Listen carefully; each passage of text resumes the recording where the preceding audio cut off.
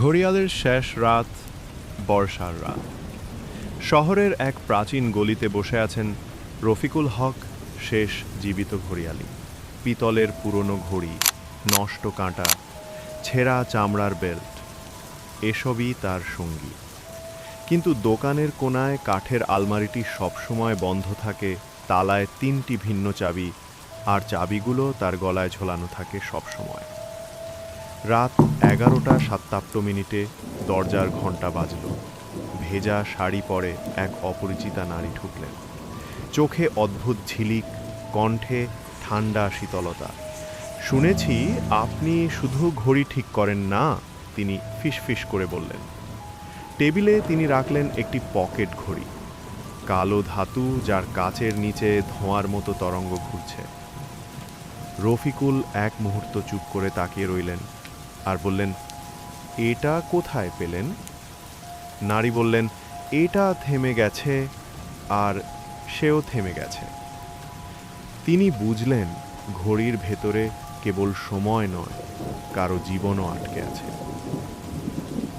বহু বছর আগে এই সব ঘড়ি তৈরি হয়েছিল নিষিদ্ধ কৌশলে, যেখানে প্রতিটি সেকেন্ডে এক একজনের শ্বাস লুকিয়ে রাখা হতো।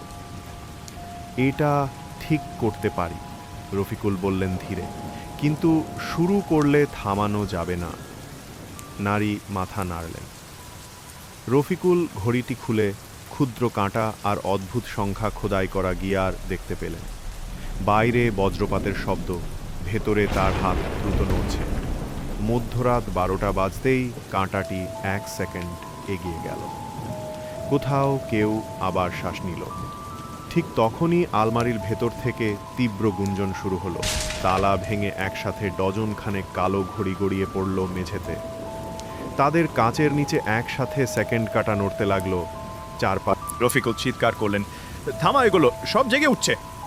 নারীর শরীর অদৃশ্য হয়ে গেল, কিন্তু তার কণ্ঠ বাতাসে রয়ে গেল। সময় আর তোমার নয় ঘড়িয়ালি। বজ্রপাতের ঝলকে তিনি দেখলেন মেঝেতে ছড়ানো ঘড়িগুলো একসাথে তার দিকে এগিয়ে আসছে। এরপর শহরে আর কেউ রফিকুলকে দেখেনি। 10 দিন পর শহরের বাইরে নদীর ধারে একই নারী দাঁড়িয়ে আছেন। তার হাতে রফিকুলের দোকানের 3টি চাবি। তিনি আসলে সময়ের রানী, যিনি শতাব্দী ধরে হারিয়ে যাওয়া সব কালো ঘড়ি ফিরিয়ে আনছিলেন।